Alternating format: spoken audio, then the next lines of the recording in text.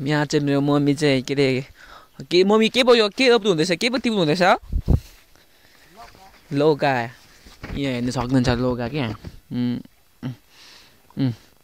लौका होइन अनि तपाईँलाई उसको बिउ चाहिँ त्यो तपाईँलाई देखाउन चाहन्छु हेर्नु ल कत्रो छ बिउ मम्मी यहाँ पनि छ त्यो एउटा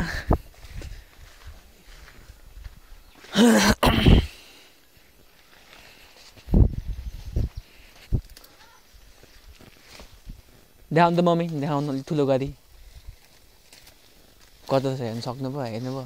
यसले राम्ररी देखिएन हौ भिडियो हाम्रै घरमा रोप्नु मेरै मम्मीले चाहिँ घरमा रोपेको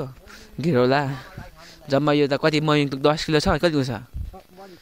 अनि 10 किलो जति पनि बढी छ भने चाहिँ यो भिडियोमा मात्रै सानो देखेको तर फेस हेर्नु भने चाहिँ रियल्ली नै हो 10 केजी चाहिँ छ क्या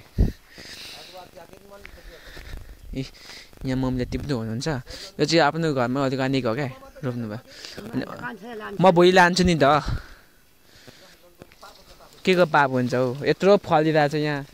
आमा मेरो बाबा भाइरल बाबा चाहिँ माथि हुनुहुन्छ है मेरो भाइरल मम्मी यहाँ हुनुहुन्छ म यो भन्नु त भाइरल भन्नु त फेरि भन्नु न एकचोटि भन्नु न एकचोटि भन्नु त भन्नु न कि आप्पा के भन्नु पऱ्यो आप्पा के भन्नु पऱ्यो आप्पा के भयो तपाईँ के हुनुभयो अरे तपाईँ के हुनुभयो अरे मम्मी भन्नु न के हुनुभयो अरे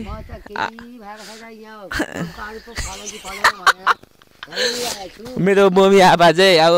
भाइरललाई चाहिँ लौका चाहिँ जस्ट मम्मीहरूले धेरै खुवाउनु भएछ क्या